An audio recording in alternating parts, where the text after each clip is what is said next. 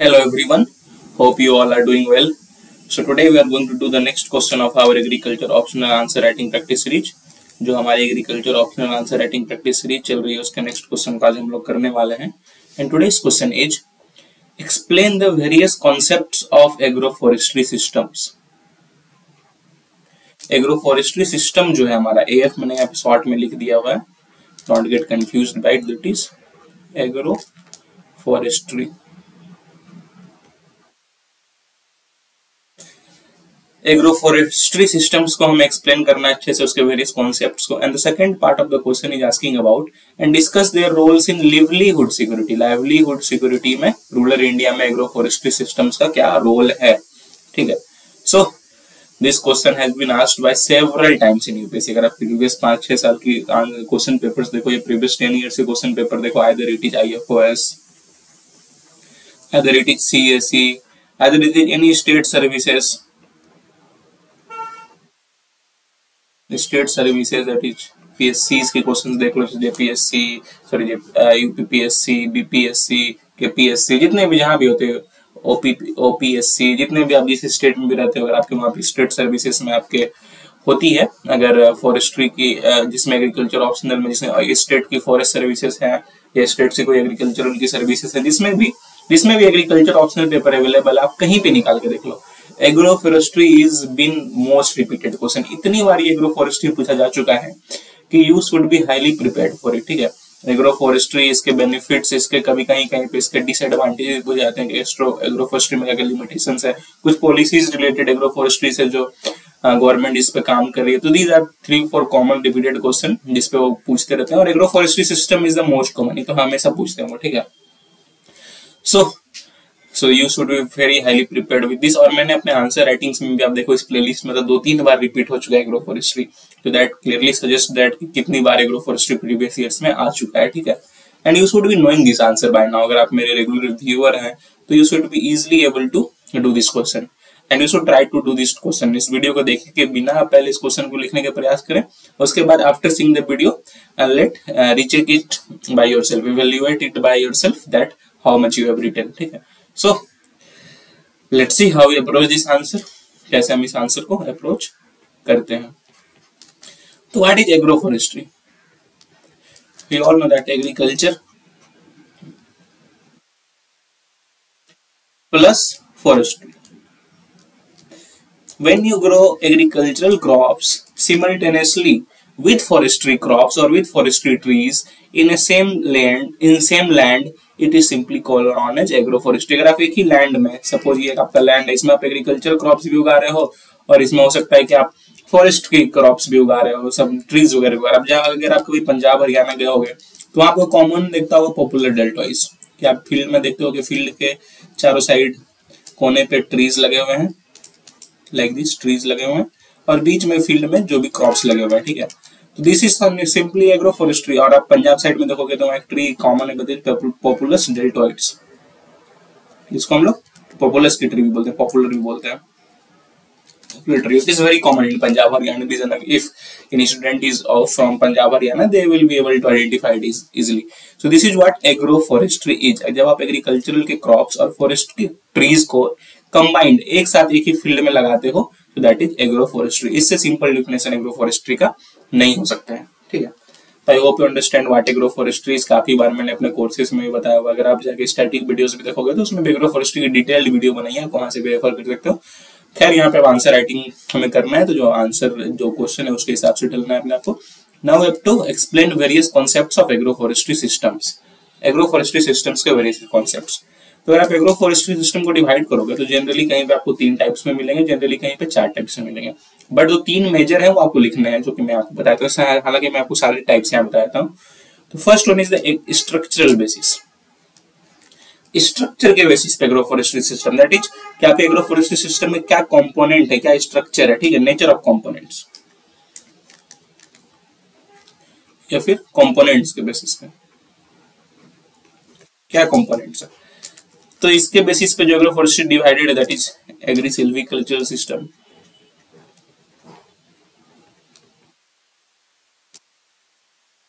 agri silvicultural system, we have silvipastoral system, silvo pastoral system, agro silvo pastoral system, pastoral system. We have agro silvo horti system. This is horticulture horti system. We have agri horti system or silvi horti system, etc. There are numerous systems. यहाँ तक we have also agro silvo aquatic systems, जिसमें कि हम fishery भी साथ में करते हैं. तो जनरली अगर आप 5-6 लिख देते हो कंपोनेंट के बेसिस पे, दैट इज इनफ. अब इजीली आप समझ रहे हो. जब एग्रो सिल्वीकल्चरल सिस्टम की बात की है, that is agricultural crops plus trees. Agricultural crops में कुछ भी सीरियल क्रॉप्स हो सकता है, एप्पल्स क्रॉप्स हो सकता है, normal agricultural crop. Secondly silvo pastoral में that is trees plus pasture crops.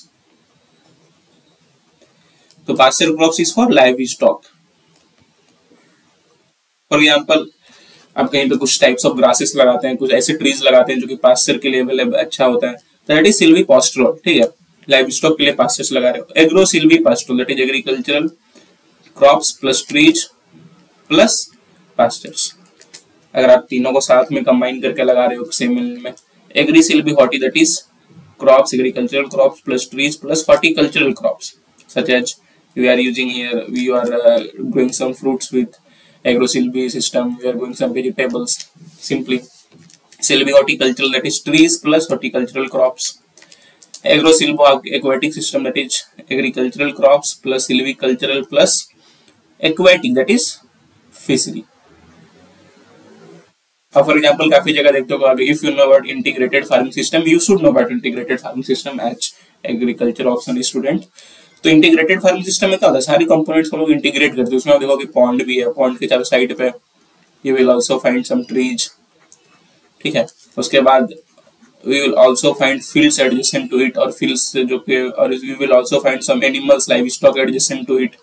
उसमें आप देखोगे जो लाइव स्टॉक की जो भी excreta है that is going to pond and that is becoming food for fishes, so that is simply integrated farming system. So that is also this agri-silvian fishery system is also a component of integrated farming system. ये सारे integrated farming system के भी component है. अगर आपको integrated farming system में पूछा दिया जाए तो you can simply explain there, वो भी आपको चलो मैंने एक तरह समझा दिया. We are integrating all the components in a simple single farm.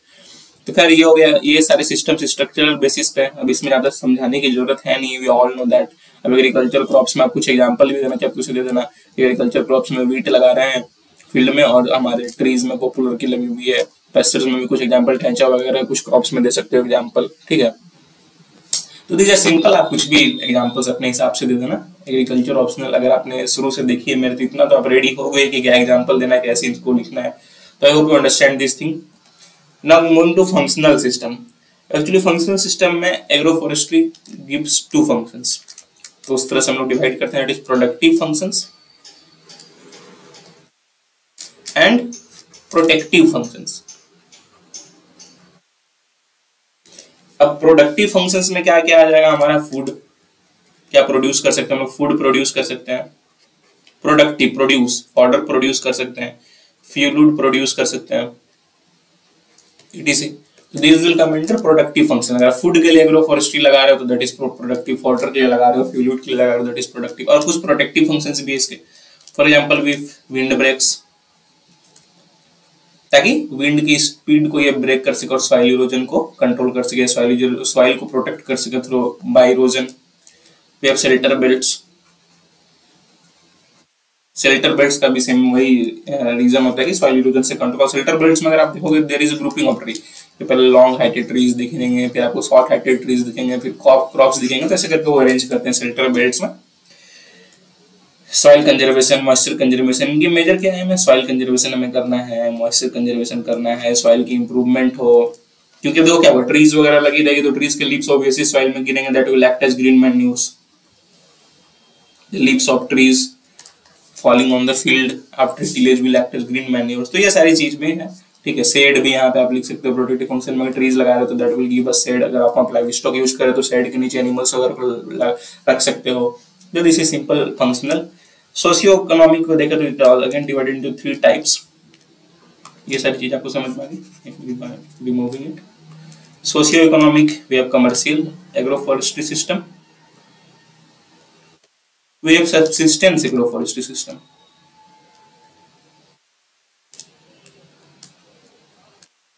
In between we have intermediate agroforestry system.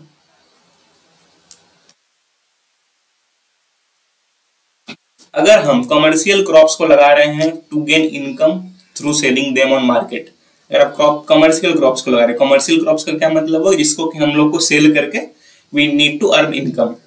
For example popular ही हो गया, तो पॉपुलर क्या है, कमर्शियल क्रॉप है, कमर्शियल ट्री है, it is highly used in our timber industries में देखोगे जहाँ पे प्लाईवुड वगैरह बनती है, तो उसमें पॉपुलर काफी यूज करते हो, कमर्शियल हो गया। अब हो सकता है सब्सिस्टेंस, दैट इज कि we are doing agroforestry just for our food, our needs, our needs मान के चलो कोई फार्मर यहाँ कर रहा है तो बस उस फार्मर की नीड को वो पूरा कर रहा है, ऐसा नहीं कि इसको कुछ सेल करना है, जो भी वो प्रोडक्ट प्रोड्यूस कर रहा है that is for his need, for his use only, उसको सेल कहीं नहीं कर रहा है, तो that is for subsistence, that is अपने लिविंग के लिए जो प्रोड्यूस करना है। कमर्शियल दैट इज की जिसको सेल करके इनकम जनरेट करना है। और इंटरमीडिएट जिसमें दोनों पार्ट्स हों, जिसमें कमर्शियल एलिमेंट्स भी हो, सब्सिस्टेंस एनिमल्स भी हो, जैसे सिंपली कि आपको सेल भी करना है और कुछ पार्ट अपने यूजेस के लिए भी लाना है, ठीक है, खुद को भी कुछ खुद को यूज करना है, खुद को फीड करना है, खुद की यूज के लिए भी कुछ पार्ट रखना है और कुछ पार्ट आपको कमर्शियल दैट इज सेल भी करना है, दैट इज सिंपली इंटरमीडिएट। तो ये भी आप आसानी से समझ जाओगे, इसमें भी कुछ वैसा बड़ी बात नहीं है। तो I hope understand this thing. कहीं कहीं पे आप देखो, अब एक चीज बता देता हूँ, ये तो तीन मोस्ट इंपॉर्टेंट जो मैंने आपको बता दिया, कहीं कहीं पे आपको एक इकोलॉजिकल बेसिस में मिलेगा, ठीक है, तो इसमें घबराना नहीं है, इकोलॉजिकल बेसिस में आपको बस इकोलॉजी के बारे में दे देना है कि how agroforestry systems can be divided in different ecology, जैसे उसमें आपका हाईलैंड्स में कैसे हैं, हाईलैंड्स में किस तरह से एग्रोफोरेस्ट्री हो सकता है, ह्यूमिड एरियाज में किस तरह से एग्रोफोरेस्ट्री हो सकता है, एरिड एरियाज में किस तरह से एग्रोफोरेस्ट्री होता है, जनरली ये सब चीज को हम लोग एक्सप्लेन करते हैं। दैट इज हाईलैंड्स में, that is in mountain agroforestry systems की, माउंटेन में कौन कौन सा आप उसमें एग्जांपल में देना, पाइन ट्री, पाइन ट्री हो गया एग्जांपल देना, ठीक है। ह्यूमिड सिस्टम्स में तो ट्रॉपिकल ट्रीज है उनका एग्जांपल देना, एरिड सिस्टम्स में जो डेसिडियस ट्रीज है, ड्राई डेसिडियस ट्रीज, ये एरिड ट्रीज, जो थॉर्नी ट्रीज है, एरिड या सेमी एरिड आप लिख सकते हो यहाँ पे, तो इसका एग्जांपल देना। हालांकि इकोलॉजिकल आई डोंट थिंक उतना इंपॉर्टेंट है, अगर आपको लिखना है तो आप लिख सकते हो, हालांकि मैंने एक ओवरव्यू आपको दे दिया, ठीक है। सो दिस इज इकोलॉजिकल, ये हर जगह कहीं कहीं आप कुछ बुक्स में मेंशन्ड है इकोलॉजिकल, बाकी जनरली आप नॉर्मल बुक्स देखो तो उसमें ये तीन इंपॉर्टेंट, ये तीन हर जगह मेंशन है, ecological are not mentioned everywhere, पर कहीं कहीं मेंशन्ड है, तो इसलिए मैंने आपको बता दिया, ठीक है। So this is about agroforestry system, सारे एग्रोफोरेस्ट्री सिस्टम आप अच्छे से समझ गए।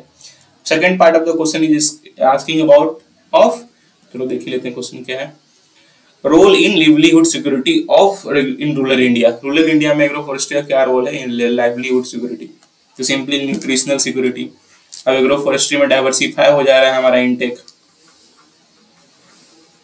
हम क्रॉप्स भी खा रहे हैं, क्रॉप से सीरियल्स भी खा रहे हैं, एग्रोफोरेस्ट्री हो सकता है कुछ फ्रूट्स हॉर्टिकल्चर के खा रहे हैं, एक्वेटिक है तो वहाँ पे फिशरीज हो रही है तो उससे न्यूट्रिशनल सपोर्ट भी है, लाइव स्टॉक है तो वहाँ पे हमारे पोल्ट्री वगैरह हो रही है, एग्स मिल रहे हैं हमें, मिल्क मिल रहा है, तो न्यूट्रिशनल सिक्योरिटी मिल जाता है एक रूरल इंडियन सिटीजन को, ठीक है, अगर एग्रोफोरेस्ट्री से डाइवर्सिफाई होता है न्यूट्रिशन। तो सेकेंडली रिसोर्सेस एंड आउटपुट, अब रिसोर्सेस एंड आउटपुट में उसको क्या क्या मिल सकता है, दे कैन गेट सिंपली फ्यूलुड वगैरह सब आसानी से मिल सकता है,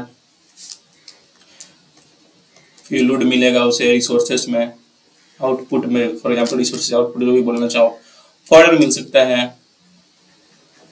टिम्बर मिल सकता है, फर्टिलाइजर मिल सकता है, फर्टिलाइजर हो ग्रीन मैन्यूर, ठीक है। और क्या होता है कि एग्रोफोरेस्ट्री तो इससे सॉइल को भी काफी हेल्प मिलता है, एग्रोफोरेस्ट्री अगर आप ट्रीज के साथ फॉरेस्ट को लगाओ, ट्रीज के साथ क्रॉप्स को लगाओ तो that trees also help to stabilise the balance in the soil, और क्रॉप्स को भी उससे इंप्रूवमेंट मिलता है क्योंकि ट्रीज में कुछ साइकिल्स वगैरह अच्छे से होते हैं, वो अच्छे से रिप्लेनिश करता है न्यूट्रिएंट्स को, तो दीज आर आल्सो ये इनकम में होगा। अब एग्रोफोरेस्ट्री में ऑब्वियसली आपके पास अगर आप देखो तो Punjab and the farmers of Punjab and Haryana are very prosperous as compare to other parts of farmers, ठीक है। अगर आप इंडिया के अदर पार्ट्स में देखो, झारखंड में जाओ, बिहार में जाओ, उसको कंपेयर करो पंजाब हरियाणा से, तो पंजाब हरियाणा के फार्मर्स आपको थोड़े अधिक प्रोस्पेरस मिलेंगे, थोड़े अधिक उनकी स्टैंडर्ड ऑफ लाइफ अच्छी होती है, क्यों, उसमें एग्रोफोरेस्ट्री का भी काफी रोल है। अब क्या होता है, वो लोग एग्रोफोरेस्ट्री में जनरली पॉपुलर की ट्रीज को लगाते हैं, और it's popular tree has high demand in plywood industries, और ये प्लाईवुड इंडस्ट्रीज में इससे इनको काफी इनकम हो जाता है। ट्री से भी, क्रॉप से तो जो नॉर्मल इनकम आ रहा है आ ही रहा है, प्लस उसको एडिशनल बेनिफिट्स भी मिलते हैं, तो आपको इनकम सपोर्ट भी मिलता है, वो भी बढ़ जाती है। एम्प्लॉयमेंट, जैसे मैंने बताया प्लाईवुड इंडस्ट्री में, अगर आपके रीजन में हरियाणा में आप देखोगे काफी प्लाईवुड इंडस्ट्री मिलेगी आपको, ठीक है। तो क्या होता है, अगर आप उसको आपके रीजन में एग्रो फॉरेस्ट्री हो रहा है तो ऑब्वियसली वहाँ पे इंडस्ट्रीज सेटअप होंगे, जो एग्रो फॉरेस्ट्री बेस्ड इंडस्ट्रीज होंगे, एग्रीकल्चरल बेस्ड इंडस्ट्रीज होंगे, तो उससे आपको एम्प्लॉयमेंट भी मिलेगा, एम्प्लॉयमेंट जनरेशन, लेस रिस्क। अगर मान के चलो आपके पास एग्री सिल्वी हॉर्टी सिस्टम है, आपकी क्रॉप फेल हो गई, क्रॉप फेलियर हो गया, फिर भी आपके पास हॉर्टी में कुछ हो सकता है कि वेजिटेबल्स बच गए, हो सकता है आपके पास ट्रीज हो, तो आप चाहो तो इसी ईयर 2-3 ट्रीज बेच देना कि भाई चलो 5 ट्रीज मैंने बेच दिए, अब कुछ महीने की मेरी जुगाड़ होगी, 10 ट्रीज मैंने बेच दिए, मेरे कुछ महीने की जुगाड़ होगी। तो रिस्क भी इससे कम होता है। सिंपली अगर आप क्रॉप पे डिपेंडेंट होते हो, क्रॉप फेलियर हो जाता तो you had no other choice, आपका कंप्लीटली लॉस हो जाता। पर यहाँ पे क्योंकि अदर एलिमेंट्स भी क्रॉप के साथ हैं, या फिर मान तो कोई एक कंपोनेंट फेल भी करता तो other component will support it, आपको कंप्लीट फेलियर नहीं झेलना होगा, तो रिस्क हमारी फार्मर्स की यहाँ पे कम हो जाती है।